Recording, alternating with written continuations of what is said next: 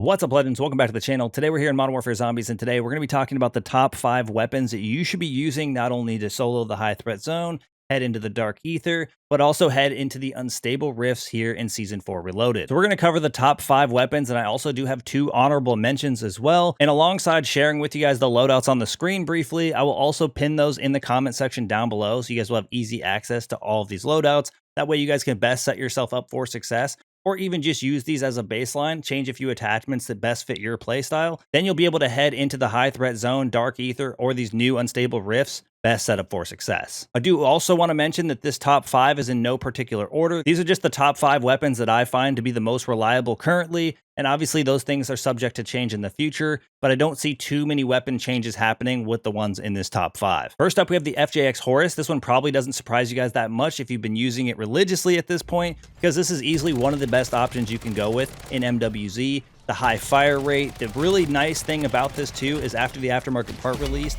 it increased our mag size to a 60 round drum, or at least allowed a 60 round drum to be available, making it an even better option than it already was. But again, that high fire rate, the great mobility, and this thing also does have kind of like a secret power. You can fire while sprinting, sort of, or moving quickly. I don't know how else to explain it. Kind of feels like gung-ho. One of the movement perks from previous Call of Duties. But needless to say, with the FJX Horus, you're going to have everything that you need. You're going to have a good reserve. You're going to have a nice mag size. You're also going to have that high fire rate, which will allow you to eliminate the zombies quickly. Obviously, if you're pack 3 legendary, you can expect great things when it comes to any of the weapons we're talking about today. But when it comes to the FJX Horus, you're going to absolutely destroy through any of the hordes of zombies that you come across. You should be able to easily eliminate any elites in your path and be able to challenge the high threat zone, either of the dark ethers, whether it's regular or elder, and even head into these new unstable rifts and destroy any challenges you come across. Next up, we have an assault rifle. This one is the MTZ 556. It has an extremely fast fire rate, allowing it to make it again into this top 5. I can't emphasize enough how much fire rate does impact how good weapons are in MWZ. The faster the fire rate, the more bullets obviously coming out of the weapon, the more connect with the zombie, the more damage they do quickly. Now, when it comes to the MTZ 556, I personally still choose to use the incendiary ammo, even though it is not quite as good as it was before it was nerfed. It does still provide somewhat of a benefit, as it still does some fire damage, slightly delayed after hitting its target. Similar to the FJX Horus, the MTZ 556 with that fast fire rate is going to allow you to eliminate the zombies extremely fast, making those hordes of zombies a lot less of a big deal to deal with. Being able to go and take on the elites, whether it's a bounty or a special in the high threat zone or the dark ether, making it, in my book, another top option for even the unstable rifts. Next up, we have another SMG, which shouldn't be surprised, but this time it's going to be the Ram 9. The Ram 9 has one of the fastest fire rates of any of the successful SMGs, in my opinion. The main benefit being that once you pack-a-punch it, it does shoot 2 bullets for every 1 fired, making that fire rate even faster than it is initially, and also allowing you to demolish pretty much anything in your path. Again, similar to the FJX Horus, this thing does have great mobility. It has a reasonable mag size, being that it is 50, doubled is 100, which isn't terrible. The only real concern you're going to have with the Ram 9 is the smaller reserve, making it a little less beneficial than maybe the FJX Horus. However, in my opinion, I will actually compromise by taking that smaller reserve, focusing a little bit more on making sure I have full ammo at all times, because I really just enjoy the damage output of the Ram 9 and just the weapon in general a little bit more.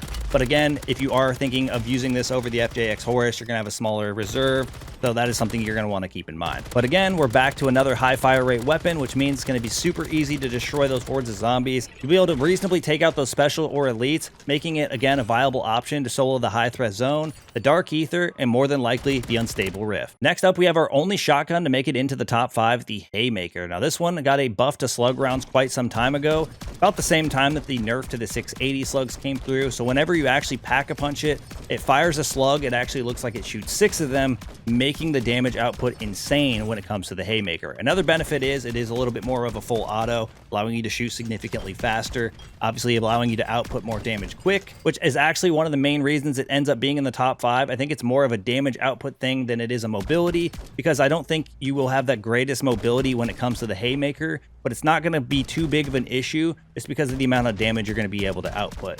Reload speeds are quick. Obviously, if you have mag holding, you're not going to have to worry about that. For a shotgun, you have a more than reasonable mag size and, of course, a reasonable reserve. I think I would be making a mistake by not putting the Haymaker in the top 5. Again, just simply for the amount of damage that it can output. Despite being a hit to mobility, as opposed to maybe the FJX Horus, the Ram 9, or the MTZ that we've covered so far, you will absolutely make up for it with damage. You will have no issues taking on those hordes of zombies, challenging any elites or specials, and more than than likely finding success in the unstable rift. Next, we have our last weapon in the top 5, the Holger 556. Now, this is going to be kind of similar to the MWZ, very similar as far as damage output, slightly slower rate of fire, and the main benefit for this one is once you pack a punch it, it goes from a 40 round mag, which is its largest, to a 120. So the mag size is tripled to kind of help it be compensated for that smaller mag choice, then allowing it to still compete with the other ARs that are available, allowing it to pretty much stay up there. Like I said, making it into the top 5 is pretty big.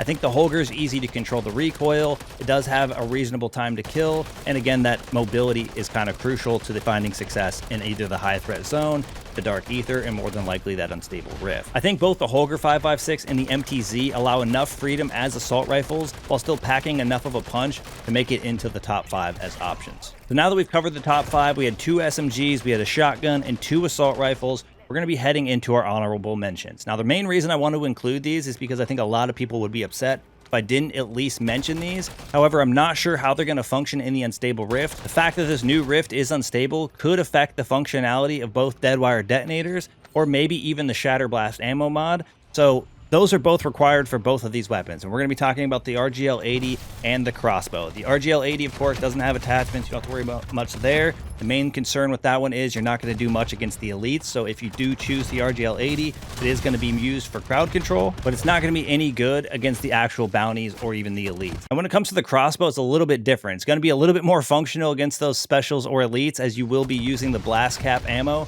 allowing you to kind of stick them with the explosion slightly delayed. This is also going to be great against the hordes of zombies. It may, again, function differently in the unstable rift. They said they would be unstable. They said things might not function the way that they normally do, which could mean something different for the deadwire detonators, which is actually required for both the RGL-80 and the crossbow to be fairly effective. So that's going to wrap things up for the top 5 weapons, and we even included some honorable mentions as well. I think no matter what weapon you choose in this top 5, even if you don't choose to use the exact same loadout as me, you will be able to find success whether you're in the high threat zone, the dark ether, or again the new unstable rifts. Let me know down in the comment section below what your favorite weapon is to solo MWZ in season 4. But that's going to wrap things up for us here. Thank you guys for all the support in today's video, all support in the channel. I look forward to seeing y'all in the next one.